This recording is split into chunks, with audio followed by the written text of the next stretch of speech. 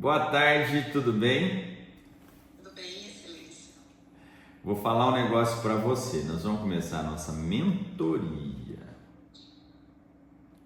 Como é que é essa mentoria? Deixa eu explicar. Nós temos 3 passos principais. O primeiro é o diagnóstico do problema, da dificuldade, do que lapidar sempre temos. O segundo são as técnicas. E o terceiro é a colocação em prática. Então eu queria saber de você o que para você é mais importante nesse momento, nessa circunstância da sua vida, com relação ao exame oral, comunicação, oratória, persuasão, carisma. Fazer milagre. Fazer milagre? Na verdade, é saber colocar com a postura aquilo que eu não souber responder em conteúdo jurídico.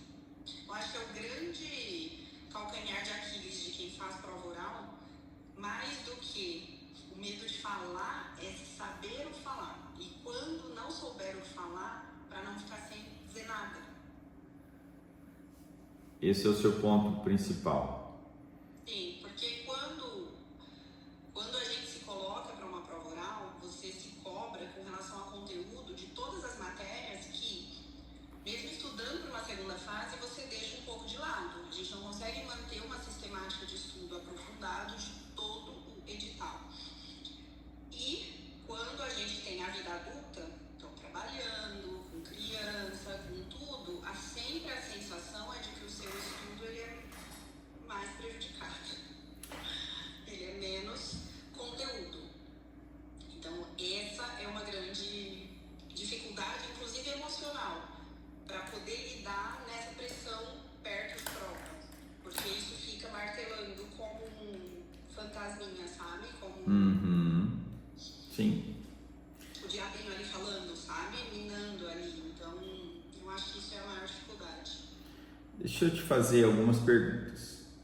Você prefere que exista uma sucessão de perguntas do examinador de diversos temas ou que ele fique em um tema e aprofunde?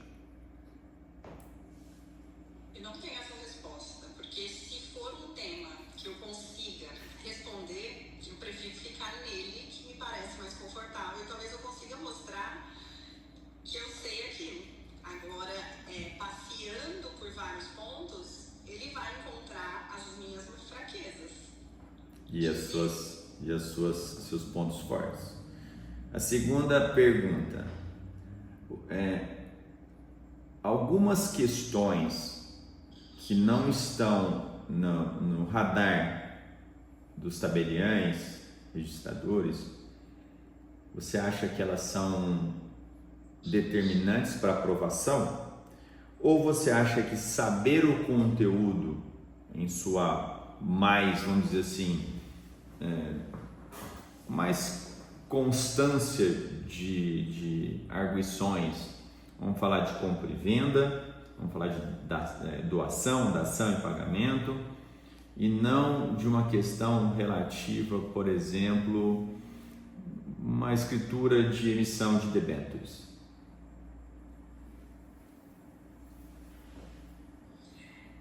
É melhor falar daquilo que a gente conhece mais.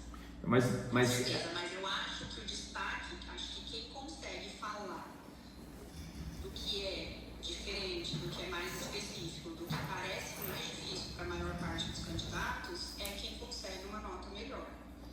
então, mas não é não é a exceção que reprova. Não vai ser isso que vai ser determinante. Então, primeiro ponto. Quando você está num nível mais elevado, como você está, quantas provas orais você já fez? 7. 7 provas orais. O que não significa um nível aprofundado de estudo e conhecimento gravado aqui, né? Sim, eu concordo. Porém, nós estamos falando de um contexto em que efetivamente você foi testada com relação ao conteúdo. Então, o começo aqui é nesse diagnóstico é fazer lembrar a Fabiane, que ela tem conteúdo e que esse conteúdo é suficiente sim para aprovação. Porque essa retomada de consciência de quem você é, de tudo que você fez, de tudo que você estudou, tudo que você vivenciou dentro do seu ambiente de trabalho, te dá ou deve trazer para você uma confiança que no final da sua prova vai ser importante para você tirar uma boa nota, porque a sua postura é confiante. Você sabe que você tem condições de ser aprovada, você foi testada sete vezes. Então, para começar aqui, é a palavra sendo repetida dentro da sua cabeça: confiança em tudo que você já fez. Para que tudo mude dentro de você. Então, nós temos um elemento que é subjetivo, interno, quero dizer, e um elemento objetivo ou material, que diz respeito às perguntas que são formuladas ou que serão formuladas e o que eu vou fazer com elas.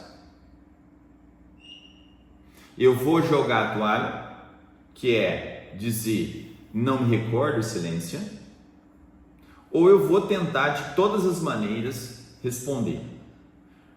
O limite está em eu não sei absolutamente nada sobre isso. Não sei absolutamente nada sobre isso. Nunca ouvi falar. Vou aqui fazer uma observação. No seu caso, isso vai ser muito difícil de acontecer. Para você dizer não me recordo, excelência, como quem diz, passa para a próxima, vai ter que ser algo realmente muito fora do radar. E aí, de novo, eu volto para te dizer, não vai ser isso que vai te reprovar. Que é mais um elemento para você ficar confiante. Então, esse elemento imaterial, subjetivo dentro de você, que é alimentar essa força interna, lembrando-se de quem você é, e um elemento externo, que é esse treino que nós vamos fazer agora, com relação a questões mais rebuscadas. Então, nós dividimos a mentoria em 3 fases. Na primeira é o diagnóstico, você vai falar o que você tem mais dificuldade, o que mais te aperta. O segundo ponto é o que eu posso colocar de técnica de oratória para você sair disso. E o terceiro é colocar você para realizar esse exercício para ser redundante, na prática. Né? Colocar você para falar. Então, vamos para a fase 2. Nem sempre essas questões são resolvidas em um encontro, eu recomendo sempre 3, mas você vai entender o que está em jogo. Então, nós temos, eu costumo colocar sempre em tríades, porque o cérebro ama o número 3 e o número 5 ele gosta menos, mas ele ama o 3. Então, oratória, carisma e persuasão. Etos, patos e logos. Mensageiro, ouvinte e mensagem. Então, nós temos esse contexto em que você é uma mensageira, o examinador é um ouvinte, e você vai transmitir uma mensagem. Essa mensagem tem que ser clara. Essa mensagem que eu digo que deve ser clara, ela deve ser clara como um todo, inclusive do que é mais básico para o mais difícil. É dizer que o princípio do contraditório e ampla defesa está no artigo 5º da Constituição Federal. Função social da propriedade, direito de propriedade, para depois desenvolver ou adentrar, aprofundar e não ter um erro básico que é, olha, isso é muito óbvio, isso não pode acontecer. A mensagem é clara, mesmo que básica, para um examinador, para você não dar chance para tirar a nota de você. Se você lembrar de número de lei, número de artigo, diga. Se você lembrar do nome das teorias, teoria maior, teoria menor, teoria inversa da desconsideração. O nome que originou, né? Disregard Doctrine, Lifting the Corporation Veil, levantando o véu da corporação. Isso aí é fundamental. E aí você vai aprofundando, a mensagem sendo aprofundada, de acordo com o ouvinte estando receptivo a isso ou não, porque o seu ouvinte é o seu cliente, e o cliente tem sempre razão. O examinador dizer com os olhos e com as expressões que deu, mas eu quero falar, não. É ele que manda na bagaça, ele é teu cliente. E aí, o aprofundamento sendo ele permitido, você ir até onde você consegue, para você levar o sarrafo, porque você sabe muito bem que naquele dia são vários examinandos, e ele vai fazer a comparação. Qual deles elevou o sarrafo lá em cima? E aí todos que ficarem embaixo vão receber uma nota menor. Então, mensageiro, você, mensagem ouvinte. Etos, patos e logos. Etos, ética, reputação. E aí, o que é a reputação que eu quero que você pense? Não é só a sua. É a reputação daqueles que você cita, para você não errar sozinha. Ó, segundo o Fábio Lhoa. Fábio Lhoa disse algo. Tá, se eu estou errando com o Fábio. Mas não só no dia a dia você criar o ethos para você. Quando chega lá na mão do examinador seu currículo, obviamente lá envolve o ethos. As pessoas com as quais você está se relacionando por indicação. Patos, paixão. É muito difícil que isso aconteça em um ambiente como esse. A paixão é a emoção que você leva para o examinador. Porque aquele ambiente é racional. Mas você pode fazer um agradecimento se você quiser e se sentir confortável. A quem você tiver vontade de homenagear. Não sei se a Deus, se a sua família. Gostaria de agradecer a oportunidade. Um agradecimento leve. Bajulação não precisa nem falar para você que nunca. Mas a bajulação velada, talvez, ou aquela que faz uma referência aos próprios artigos publicados e obras publicadas pelo examinador, conforme dito por Vossa Excelência na obra tal, a respeito do tema, posicionamento tal. Isso eleva a moral e o senso de autoapreciação, infla o ego. Você eleva ele no quesito emoção, no quesito patos. O logos é a razão, e aí esse ambiente é de logos. Os argumentos que são dados são sempre racionalizados, portanto os gestos são comedidos. Eu falo, Fabi, oratória, carisma e persuasão, mas esses três não andam juntos só. Eles precisam da postura e da vestimenta. A linguagem verbal e não verbal.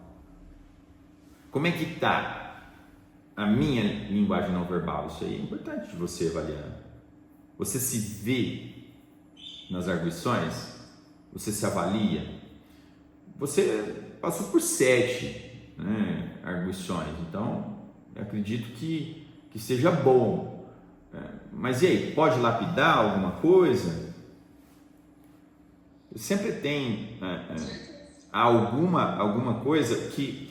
Veja, a linguagem corporal mais lapidada é aquela em que as palavras são ditas e as mãos complementam o que está sendo dito. Então, fala assim, olha, eu senti no coração quando eu disse algo, X, Y. Então você aponta para o coração. Ou então, eu quero avançar, subir cada vez mais. Essa é a lapidação que pode ser dita nesse contexto. Mas vamos pensar também, daqui a pouco, em outro contexto da oratória, carisma e persuasão, que eu queria dizer para você é a respeito da entrevista. Poucos se preocupam com a entrevista. E vão para a entrevista como um improviso.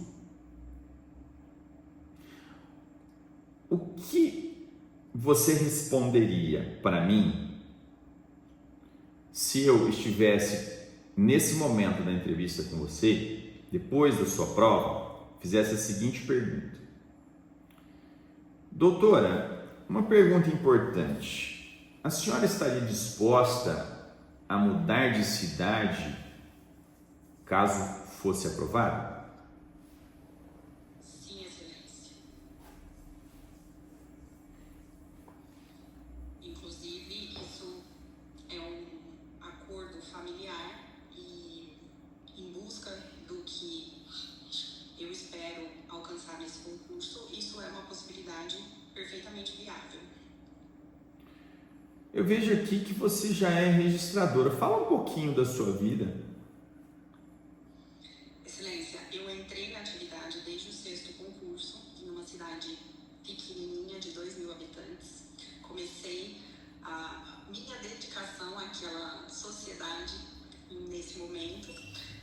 Depois, eu, pela remoção, fui para um registro civil com um tabelionato de notas de uma cidade de 20.000 habitantes, que não era comarca, era um município, mas não comarca. E agora, no 12º concurso, foi que eu consegui a remoção, depois de 10 anos, em Beritiba Mirim, para Cajamar, no distrito de Jordanésia, que foi uma grata remoção, trabalhosa. Sempre a gente coloca uma dedicação muito grande na transição de um cartório para o outro, e isso me faz construir uma profissional muito melhor a cada troca, a cada evolução, a cada experiência que eu consigo ter nas remoções que eu tive a oportunidade de lograr êxito.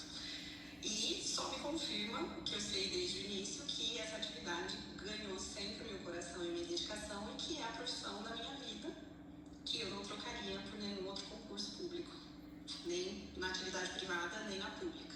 É o que realmente eu quero fazer até a minha aposentadoria.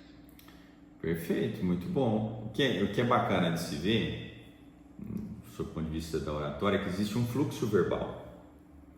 Você sabe exatamente o que você quer dizer. E o grande erro aqui das entrevistas é que quando os candidatos são questionados a respeito da própria biografia, eles vacilam.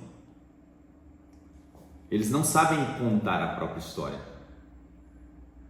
Então, um dos exercícios aqui nesse momento é dizer para o candidato, para que ele coloque no papel quais são os principais fatos que marcaram a biografia dele, para que sejam pensados aqueles fatos que são interessantes que sejam ditos para o nosso avaliador. Então, assim, é dizer que advogou, mas advogou em tal área por tanto tempo, dizer que houve algum fato que marcou um acidente, um falecimento, algo que seja interessante que seja dito, porque esse é um momento de intimidade e esse sim é o momento de se gerar o pathos, a emoção. Uma mentorada em específico disse que queria se remover, né, passar na remoção para ficar mais perto da família, porque o pai tem uma doença terminal, uma doença degenerativa. e que para ela a distância é muito, muito dolorida. Então, como que você conta isso? Você não vai dizer uma história dessa como quem conta a história de que foi, como que foi na faculdade. Assim, eu entrei na faculdade e me formei e fui advogado. É algo que você tem que se deter. O pathos nesse momento, a emoção, é para que ele sinta de fato no coração dele a verdade e para que o seu nome fique registrado na cabeça dele. Pensar que você entra numa entrevista importante como essa sem o desespero de querer sair de lá correndo. Mas é um momento de intimidade em que o Tribunal de Justiça, na pessoa do chefe da banca, está abrindo um momento para você contar a tua biografia. Você não sabe direito contar, não é o seu caso. No seu caso, talvez, o que pode ser feito é esse exercício de autobiografia para que você continue falando com aquele examinador, com aquele presidente da banca, que seja, o máximo de tempo possível, de algo que para ele seja interessante, se assim for permitido, porque você falou por volta aí de 2 ou 3 minutos, mas e se ele te abrir mais tempo para falar? Você está preparada para essa fluidez? Essa é uma pergunta que fica. Essa é uma lapidação. Então, atenção com a entrevista? Sim, atenção com a entrevista. Não entrar na sala de entrevista com vontade de sumir, já acabei a prova, estou com adrenalina no corpo ainda. Não, ainda não acabou. A prova oral não acabou. É mais uma prova oral ali. Mais suave. E aí você se investe de uma nova maneira de se expressar, com um tom de voz diferente, com um espírito diferente, com um objetivo diferente, tocar o coração.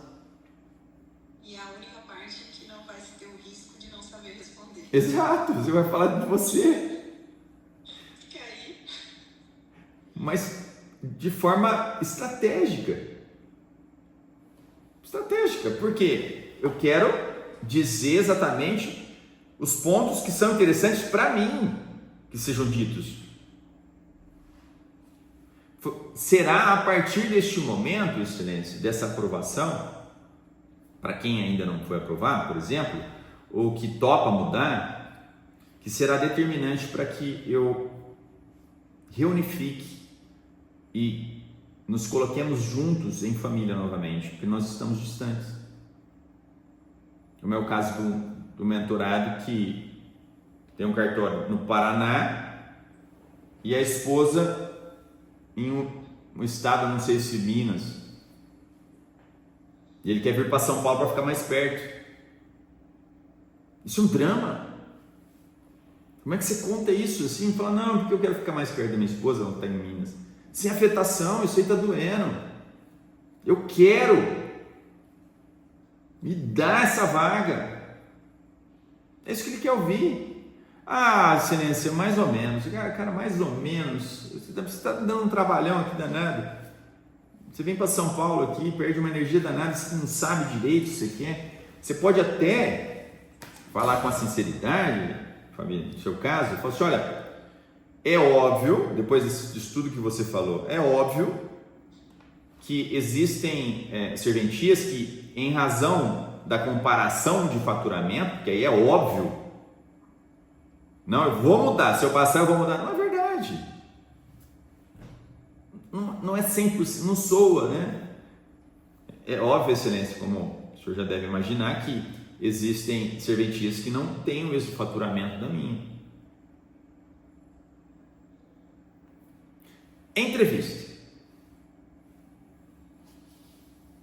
Certo. Vamos passar adiante? Certo. Só uma pergunta. A questão da roupa tem influência a cor escura? A cor escura preta? O preto, o cabelo preso. A preta, a roupa preta deve ser evitada. Nos remete muito a garçonete e garçom. Então é melhor que você se destaque com outra cor, que não seja aberrante. Então os excessos. Tira a roupa preta. O salto não deve ser muito alto. Aquele escarpão normal que eu sei que você tem, toda mulher tem. O cabelo preso, e é uma pergunta... Ontem me fizeram essa pergunta. Aquela, eu postei nos meus stories, nós falamos sobre isso. Ela gosta de usar o cabelo solto. Mas eu já tive mentorada que enquanto eu estava fazendo as arguições, ela pegava o cabelo, enrolava o cabelo e jogava para trás durante a arguição. Pelo amor de Deus, prende esse cabelo. Você promete para mim que você vai prender o cabelo? Pois, você tem algum problema com mexer em cabelo? Porque às vezes é uma mania. Eu acho que não. Que tal se você pensasse em fazer um rapport com a sua examinadora? Você sabe que pássaros de mesma plumagem voam juntos. Ah, a minha examinadora, ela prende. A minha examinadora, ela usa colar de, sei lá, com crucifixo. Vou usar também. Isso se chama espelhamento. Nós nos sentimos mais à vontade com pessoas que se parecem conosco. Em tom de voz, inclusive. Aqui no cartório eu faço isso praticamente todos os dias. Então, em relação ao tom de voz, mais alto ou mais baixo, em relação ao sotaque. Não vai ser tão escancarado, escrachado assim, no seu caso, da avaliação. Mas é o espelhamento que está em jogo quando você vai escolher se você prende, se você não prende, se você usa uma... a minha examinadora, ela gosta de terninho, eu vou usar terninho, se eu posso. É estratégico. É pensar a prova como um jogo de xadrez. Porque não adianta, por exemplo, do ponto de vista de dedicação aos estudos, pelo menos para concurso público, estudar o edital inteiro, de cabo a rabo, porque tem coisas que caem mais, outras que não cabem. E a minha capacidade de absorção é limitada. Entendeu a questão da vestimenta? Sim. Por isso que é importante ir alguns dias antes e verificar como é que está o ambiente. Até para ver as expressões do examinador, como ele se comporta, se ele é acelerado, se ele é mais vagaroso, se ele é arrogante, se ele é mais educado. Eu tenho essa dúvida. Se eles combinam entre eles, falam assim, ó, eu vou ser o chato da banca. ou não, eu vou ser o legal. Eu vou ser o legal, eu quero ser o legal. Eu quero ficar assim, acenando com a cabeça que tá legal, ou então dando aquelas diretrizes. Falei assim, doutor, não seria algo relacionado àquele instituto lá do direito de família, né? Sempre tem. Esses são os fofinhos. Mas tem aqueles outros, né? Enfim. Então quem... Mas a gente não sabe quem dá a nota melhor ou pior. Isso, verdade, a gente tem que colocar essa parte aí na mão de quem manda, né? Mas enfim, essa questão de ir antes para se preparar com relação ao vestimento, com relação a já dar para a alma essa tranquilidade do que vai ser visto. Não deixar para o dia da prova você encarar aquela... Abram-se as cortinas, aí você vê como é que é. É legal. Basicamente, em razão do tempo, eu não vou aprofundar, já falando de oratório, nós precisamos ter em mente qual é o tipo de pergunta que nos é enviada. Se aquelas que exigem um raciocínio do geral para o particular ou do particular para o geral. Doutora Fabiane, por gentileza, em que se constitui a teoria de empresa e a sua diferenciação em relação à teoria dos atos de comércio? Poxa vida, tem um caminhão de coisa para falar. Então ele quer que eu fale bastante. Ou então, falou, doutora Fabiane, por gentileza, qual que é o conceito de vintena? Então, a resposta mais curta. Na primeira, eu vou fazer uma dissertaçãozinha mental por meio de um esqueleto mental. E vou batendo em cada um desses itens do meu esqueleto, do meu sumário, de uma maneira não assodada, não acelerada. Nós vamos ver daqui a pouco como é que está a Fabi. Mas naquela que exige uma resposta indutiva, do particular para o geral, se houver permissão, quando você analisa o comportamento do seu examinador, partir para aqueles ensinamentos laterais. Excelência, vintena é a remuneração do testamenteiro. Nesse contexto, é importante definir testamenteiro. Testamenteiro, excelência, é aquele que cumpre as disposições prescritas no testamento. E aí você vai falando, se ele vai fazendo assim. Então, dá sempre para falar. Agora, eu sei mais ou menos o que é vintena, ou eu não sei muito do que se trata a vintena. Vou pedir uma diretriz. Qual seria o pedido de diretriz, no caso da vintena? Excelência, por gentileza, uma diretriz com relação à localização topográfica. Gente, onde está isso? Nossa, eu li isso. Está aqui, eu li. Excelência, uma diretriz. Olha, doutora, a vintena está inserida no contexto da sucessão testamentária. Pois bem, sucessão testamentária. Ele falou sucessão testamentária, então é testamento, eu vou falar de testamento, então. Vou falar de testamenteiro, vou falar das testemunhas do testamento.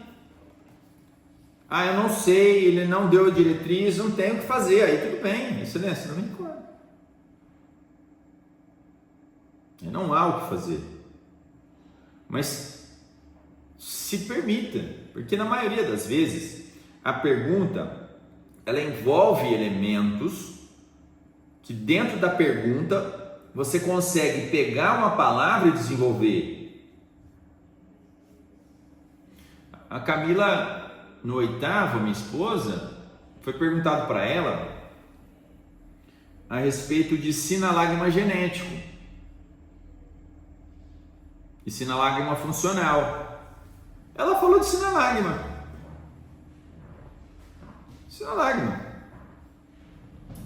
No cerne do direito contratual, as obrigações recíprocas. Mas o que te vem à cabeça quando fala sinalagma genético? Aí ela vem e fala, o sinalagma que está na origem. E o funcional, que está no fim. Mas aí foi uma dedução.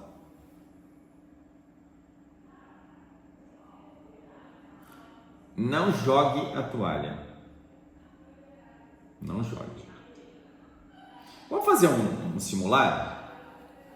Vamos ver como é que se desenrola. Então, vamos falar a respeito de perguntas mais abertas para eu ver como que está o raciocínio ao longo das suas respostas. Beleza? Então, vamos lá. Então, a fase 3 que nós estamos agora, tá? Eu precisei resumir bastante essa fase 2 da mentoria, porque nós temos esse encontro aqui, né? Apenas.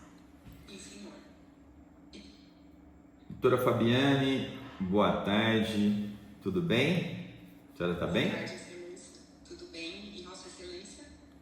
estou ótimo.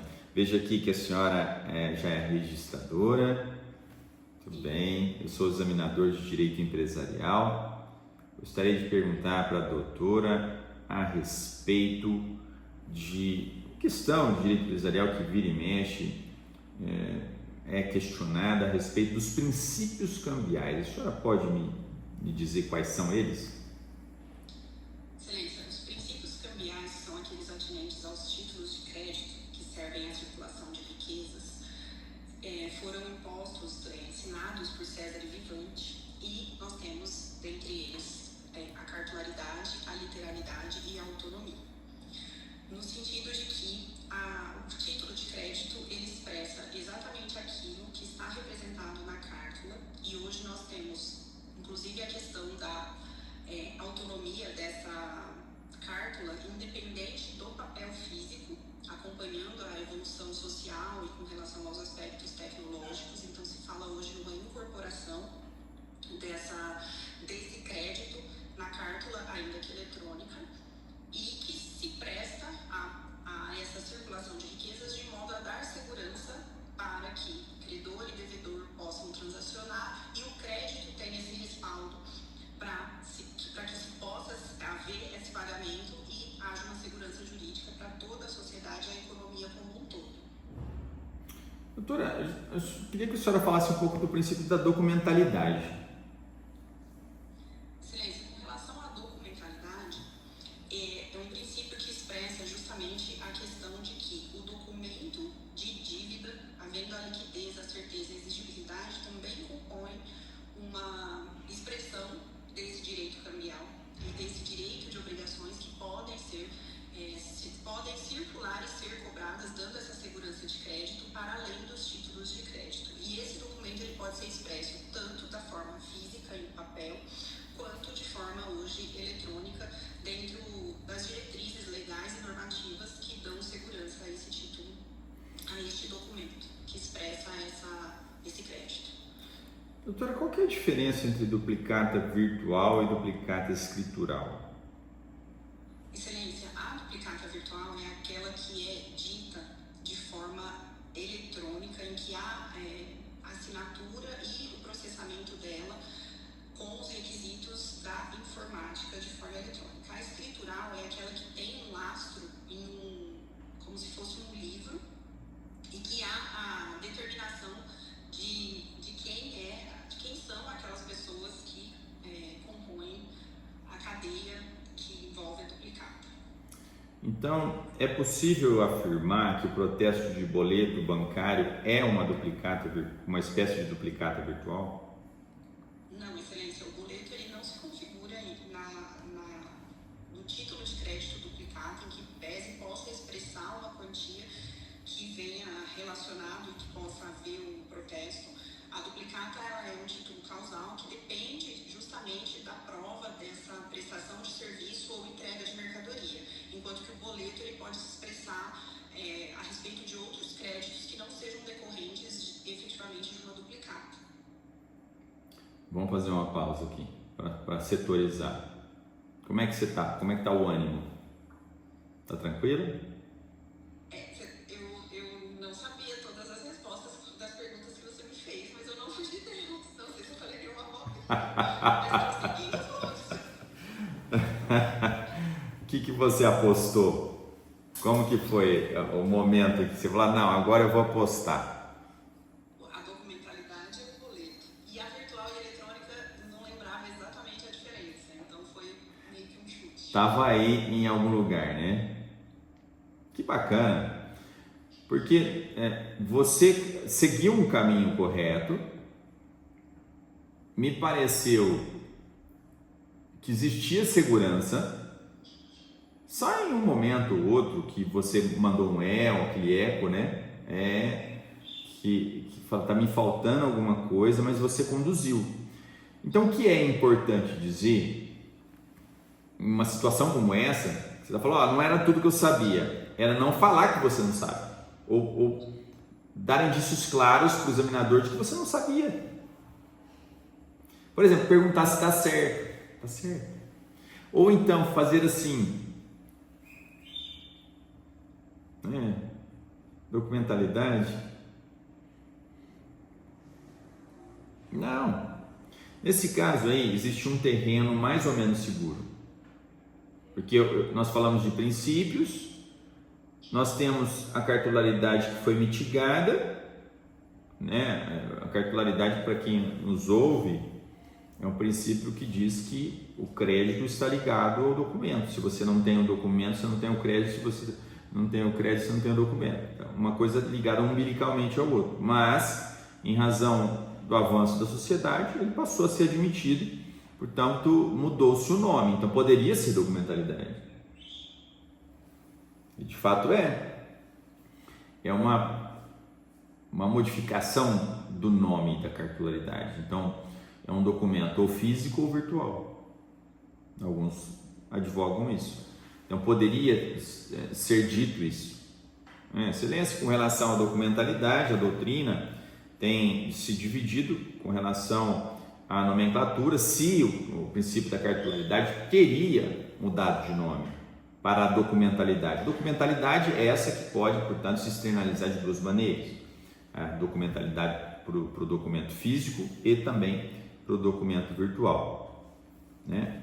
Falar um pouco mais, mas bacana, não se permita demonstrar fragilidade, assim como dizer, falar, olha, pelo que eu me lembre, tudo que indique fragilidade deve ser eliminado. Por exemplo, outros exemplos mais, só para você entender o nível. Excelência, eu estou meio gripado, às vezes eu estou um pouco rouco. Excelência, eu não dormi direito, estou com o olho vermelho. Chamar atenção para algo negativo. Excelência, eu tomei chuva, estou molhado. Porque às vezes a pessoa não percebe. E eu vou dizer que para você não perceber que você não sabia ou que não tinha certeza. Então não tem que falar mesmo. De nenhuma maneira. Nem com gestos, nem com palavras. Combinado? Vamos mudar de assunto? Vamos passar por uma gradação maior para ver como é que você reage? Eu acho que é uma gradação de dificuldade maior para você também se experimentar com relação a essa parte que você falou para mim na fase do diagnóstico de como sair. Certo? Doutora Fabiane, vamos seguindo em diante com o nosso exame em Direito Empresarial. Doutora Fabiane, por gentileza, quais são as fases da ação de recuperação judicial? Excelência, a recuperação judicial é um instituto de extrema importância dentro do direito empresarial e para a sociedade como um todo, que visa a manutenção, a preservação da empresa, inclusive com preocupação em aspectos trabalhistas, de geração de emprego, dentre outros.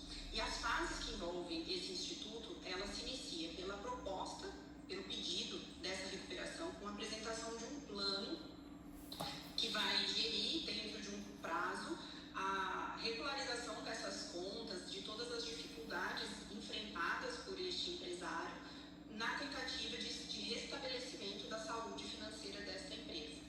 Após essa apresentação desse plano, isso é passado para uma análise com todos os credores e aqueles que são interessados e serão atingidos por conta deste plano, e havendo votação a respeito, sendo aprovado este plano, o juiz, então, fará o deferimento.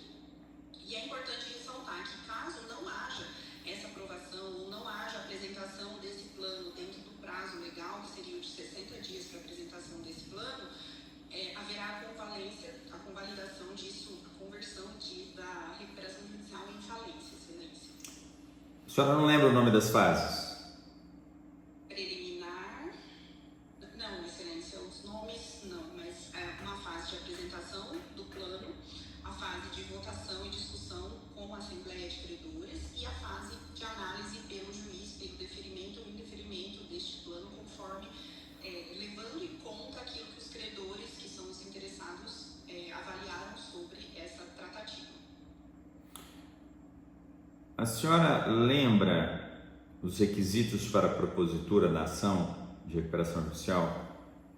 Excelência, dentre os requisitos que a lei prevê para o pedido de recuperação judicial estão que não haja, o empresário não tenha falido anteriormente, não tenha feito uso do mesmo instituto pelo período de 5 anos e esteja na atividade empresarial há pelo menos 2 anos também. Crime falimentar tem também? Sim, excelência. Ele não pode ter cometido nem ter sido punido por nenhum crime falimentar, com certeza. Falimentar ou geral? Falimentar, excelência. Exclusivamente falimentar, né? Exatamente. Doutora, em que se constitui a consolidação processual e a consolidação substancial no cerne da recuperação judicial? Excelência, a consolidação substancial diz respeito, quanto à recuperação judicial, ao procedimento de que ela foi processada e cumpridos os requisitos do plano, ela funcionou, ela teve êxito e haverá então essa consubstanciação na finalização dela e aprovação de tudo aquilo que foi apresentado. Não tem a ver com grupo societário? Sim, excelência, obrigada pela diretriz. Refere-se, na verdade, a uma junção de forças em função de uma recuperação. Então, se grupos menores, sociedades menores têm esse propósito e podem unir forças em busca desse fortalecimento empresarial e desse sustento da empresa, da atividade empresária, haverá essa possibilidade. Obrigado, doutora, estou satisfeito.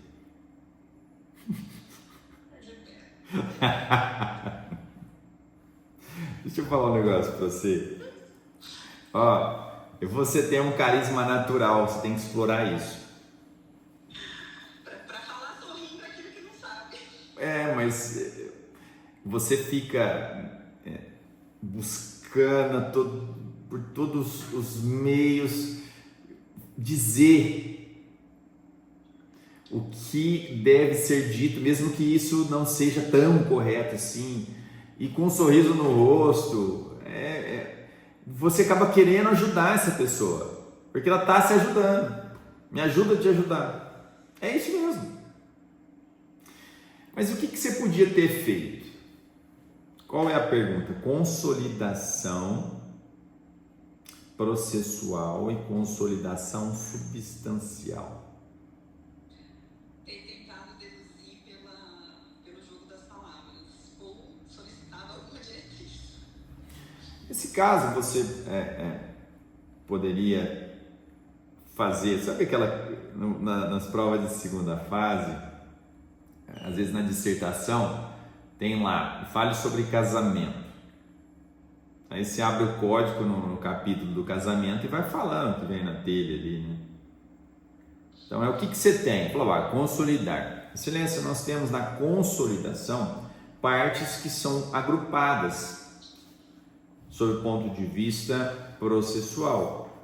Enquanto que na questão substancial nós estamos falando de um nível mais aprofundado, porque ela está na substância e na essência. Muito prazer. Não sei o que é, mas eu ouvi que ele falou, então eu vou pelas palavras, igual fez mais ou menos a Camila. Uhum. Percebe? Sim. Então, vamos pensar de novo. Vamos pensar de novo. Para sair daqui com as ideias solidificadas. Então, nós temos um objetivo muito claro, que é como sair de situações difíceis. Perguntas que são terrivelmente difíceis. Primeira coisa no seu caso, lembrar que você tem um histórico de provas feitas e um histórico de dedicação aos estudos muito grande, para que você coloque dentro de si a palavra confiança de uma maneira sentida. E levar isso para o divino.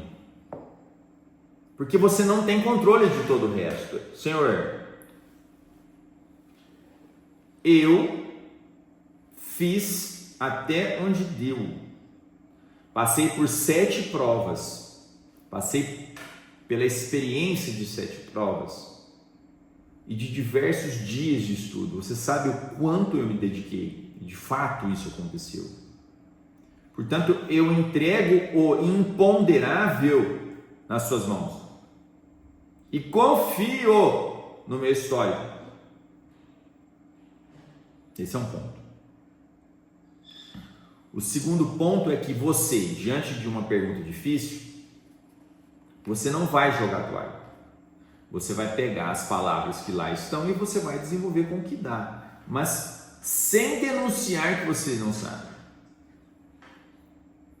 Porque as palavras que estão lá postas, e é muito legal, sabe, Fabi, estudar a etimologia das palavras, para você entender o que está querendo dizer. Então, a consolidação, eu não tenho essa ideia na cabeça, porque não li a respeito da etimologia dessa palavra, mas com é junto. Solis, mesmo solo, alguma coisa nesse sentido.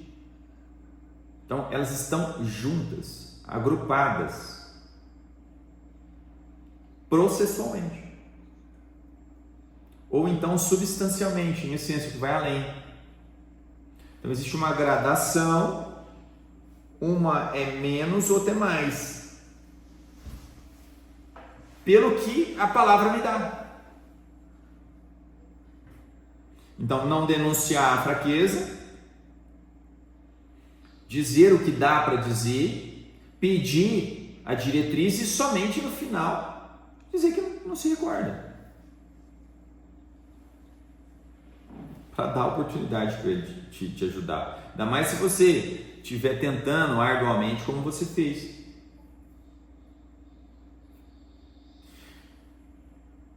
Três pilares. Oratória, carisma, persuasão, mais postura e vestimenta. Eu analiso a sua postura como totalmente adequada diante de toda a sua experiência. Totalmente adequada. A sua fluidez verbal, ela está no limite da pressa. Cuidado. Principalmente se o raciocínio for complexo. Nós falamos sobre princípios, né? Então veja, daria para você falar do princípio da abstração, da inoponibilidade das exceções pessoais a terceiro de boa-fé. Então, quando você fala no fluxo de palavras que você fala, você mostra para mim que a sua dicção é boa. Você tem boa entonação. Entonação é alto e baixo. Pensa assim, entonação é alto e baixo. A dicção é clareza. E tem aluno, mentorado, que fala com a boca meio fechada. E tem que fazer exercício do pratracrá, pretrecré, pretricri, protrocró, protrocru. Esse é um exercício de fonoaudiologia. Para soltar a mandíbula. Para falar para as pessoas ouvirem. E aí o exercício é de sobrearticulação para poder a pessoa falar como você estava falando. Então, no limite da velocidade está a Fabi. Cuidado. Você fala muito rápido, você vai dar aso a novas perguntas que não seriam feitas. O aprofundamento de um tema. O cara pode perguntar de testamento um caminhão de coisa. Um caminhão de coisa. Aí era só para ser vintena, conceito de testamenteiro, testemunhas do testamento. Daqui a pouco está falando de julgado do STJ. E uma dica aqui, vai falar de julgado, colocar os dois juntinhos. STJ e STF. Segundo o STJ e STF, quem me falou isso foi um grande amigo. Essa dica foi preciosa. Um grande amigo, o Vitor Fogolin. Falar, eu assim, pelo sim, pelo não, eu falo STJ e STF. Falei, tá bom. Ele é ótimo. Tribunais superiores. Tribunais superiores. Ele é excelente. E etos, patos e logos. Reputação, paixão e emoção. Na entrevista é patos, paixão, preparar para dizer a sua biografia. O logos, a razão, o raciocínio comedido, gestos comedidos, expressões comedidas, tom de voz comedido. Que não é o seu caso, mas tem gente que fala muito alto. Como é um instrumento de defesa, quando a gente fala alto, muito alto, quando a gente está numa situação delicada normalmente, então demonstra desequilíbrio. Etos, patos e logos, oratória, carisma e persuasão. Mensageiro, orador, examinando. Ouvinte, examinador e a mensagem. Então a mensagem tem que ser clara e não presumir o óbvio. Isso aqui eu não vou falar porque é muito óbvio. Não faça isso. E o seu examinador tem que estar no seu radar. Existe uma expressão que se chama consciência situacional. Quando o piloto está pilotando, piloto de avião, ele está pilotando, se você assistir alguns vídeos na internet, você vai ver que esse piloto, ele está com aparência tranquila. Estou falando daqueles Boeings que tem aqueles inúmeros botões e luzes. Ele está tranquilo, mas ele está atento. Ele observa tudo o que pisca ou que chama a atenção. Aquele radar que denuncia se existem nuvens de turbulência ou algum obstáculo importante. A rota sendo seguida corretamente. Então o mensageiro tem que ter uma consciência situacional, um estado anímico que permita transparecer uma tranquilidade, e essa tranquilidade, domínio das emoções, para o raciocínio fluir, mas atento ao que acontece na frente. Esse conjunto de fatores que eu mencionei para você ao longo desse encontro fazem um candidato ser muito forte ou imbatível. Nós sabemos que no cartório não basta tirar 5, porque aí você passou, mas está mal colocado. Não é igual no MP e na magistratura. Então a fase oral, e já vou encerrando, Fabi, para você passar para você as palavras finais, ela é uma imensa oportunidade para você reverter o jogo. Se tua nota não foi boa na segunda fase, na fase oral você tem chance de reverter o jogo. Ou se você foi bem na segunda fase, você tem chance de ficar nas primeiras colocações para ir para a cidade megalópole mais próxima. Esse é o ponto. Então, queira fazer a prova oral, no sentido de ser a grande oportunidade da sua vida, com o estado anímico de quem foi agraciado pela oportunidade divina de ser bem aprovado. Espero que você vá muito bem, porque você tem alma boa, você é estudiosa, uma excelente mãe, eu vejo, excelente esposa, parabéns, estou aqui na torcida. Obrigada. Você também. Eu agradeço essa oportunidade. Tenho certeza que contribui muito, porque daqui até o dia da prova tem como treinar, colocar em prática e melhorar